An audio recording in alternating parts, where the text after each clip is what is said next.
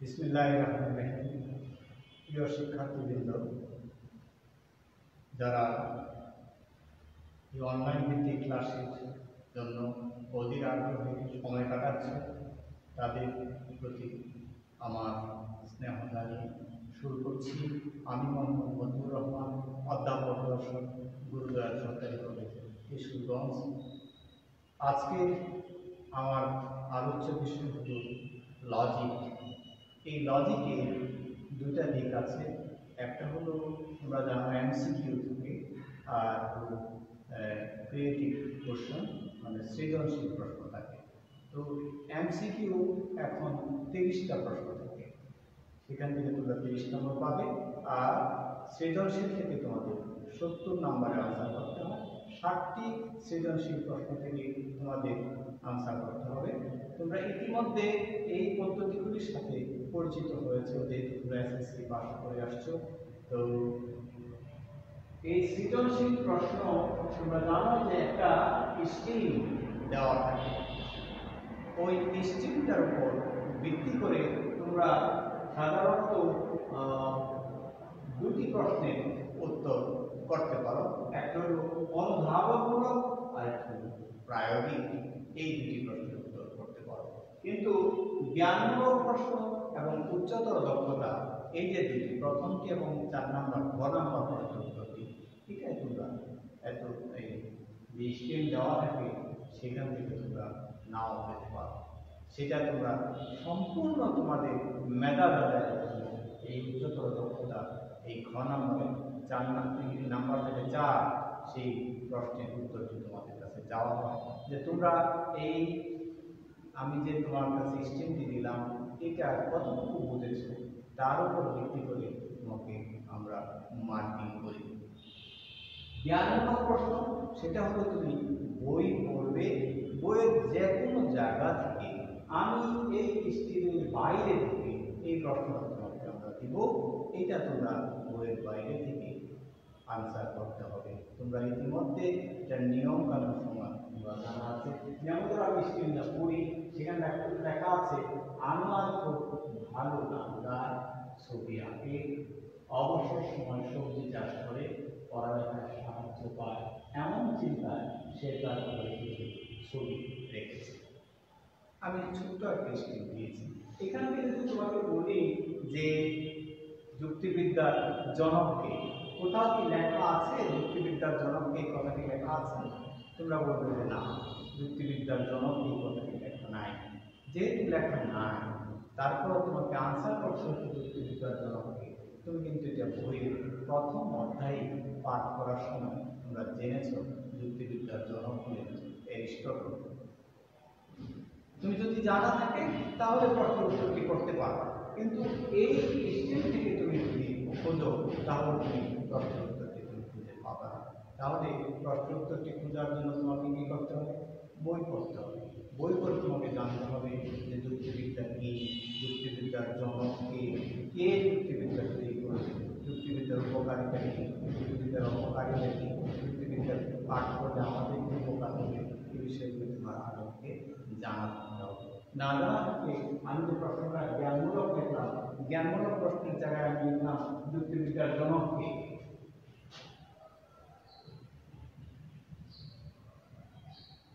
যুক্তিবিদ্যার জনককে তুমি জানা থাকলে তুমি লিখবে অ্যারিস্টটল।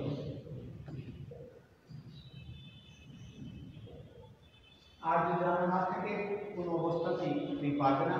এখানে তুমি 1 নাম্বার পাবে, জানা থাকলে তুমি 1 নাম্বার পাবে। অনুধাবনমূলক প্রশ্ন, তোমার এই যে স্টেপ দেওয়া থাকবে সেইটা তোমাকে উপাত্ত যেটা দেওয়া থাকবে, এই উপাত্তটা পাঠ করে তুমি অনুধাবন করতে পারবে কিনা। যুক্তিবিদ্যার কাজ কি, যুক্তিবিদ্যার কাজ কি, সেটা তুমি যদি আলোচনা করতে চাও তাহলে তোমার অবশ্যই যুক্তিবিদ্যার যে বিষয়বস্তু আছে সেটা তোমাকে পাঠ করতে হবে। যুক্তিবিদ্যার মূল কাজ কি?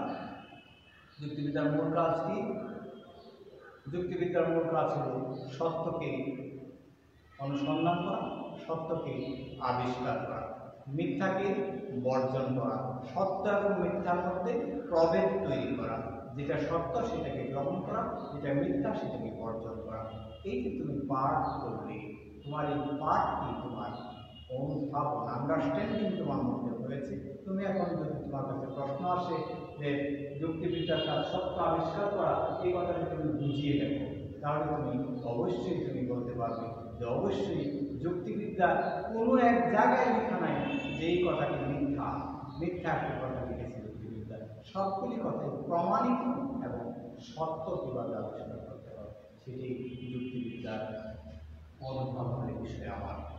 তাইলে আমি যদি অনুধাবনমূলক প্রশ্নের জবাব দিতে চাই, সেই জন্যও কিন্তু আমাকে যুক্তিবিদ্যা বইটা পড়তে হবে।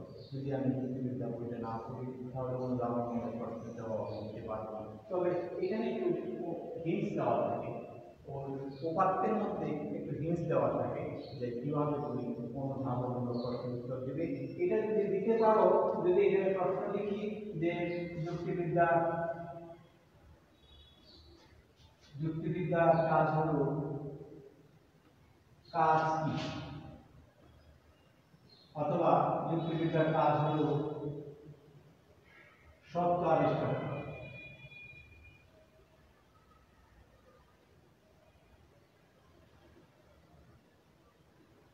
বুঝিয়ে দিই।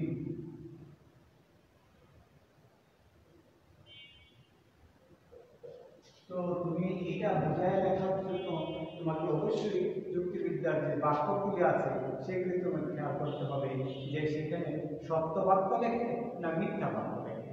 মিথ্যা বাক্য লিখলে সেটা যুক্তিবিদ্যার বাক্য হবে না। অবশ্যই সেখানে স্বীকার্য সত্য হইতে হবে। যুক্তিবিদ্যার বাক্যগুলি কেমন হবে? স্বীকার্য সত্য, মানে হলো সবাই জানে যে বাক্যগুলি সত্য, এটা মধ্যে মিথ্যার কোনো স্থান নেই। আমি যদি বলি মানুষ হয় চতুষ্পদ, তাহলে কি সত্য হবে না মিথ্যা হবে? অবশ্যই মিথ্যা হবে। কিন্তু যদি বলি গরু হয় চতুষ্পদ,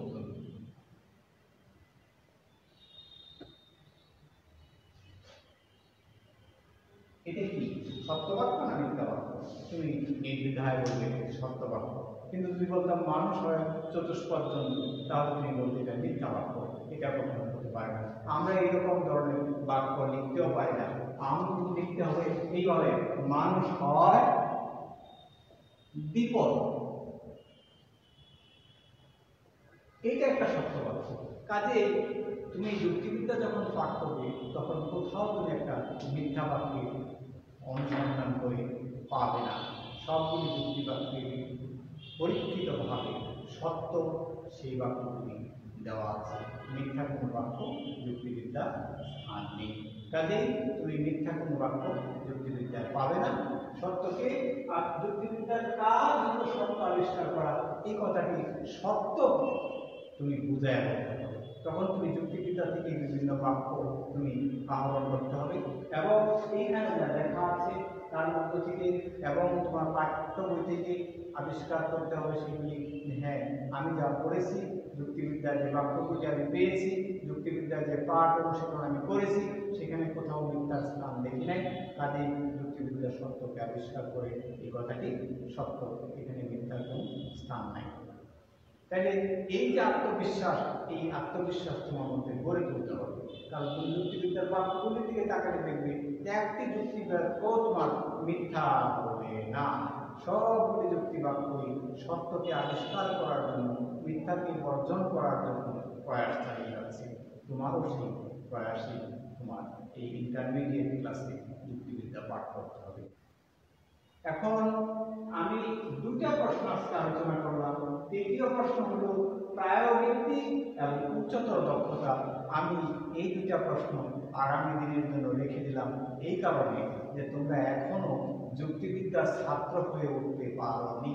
কারণ মাত্র তোমরা ভর্তি হলে এখনই তোমরা যুক্তিবিদ্যার ছাত্র হতে পারোনি। তোমরা যুক্তিবিদ্যার ছাত্র হও, তারপরে না হয় আমি প্রায়োগিক দিক আলোচনা করব এবং উচ্চতর দক্ষতায় কিভাবে যাবে সেগুলি যুক্তিবিদ্যার জন্য। তোমরা জানো, তোমাদের পদ্ধতিগুলি তোমাদের জানা আছে, যুক্তিবিদ্যার ক্ষেত্রে তোমাকে কিভাবে প্রায়োগিক দিক এবং উচ্চতর দক্ষতার মধ্যে তুমি যাবে সেই বিষয়টি আমি আলোচনা করব ইনশাআল্লাহ।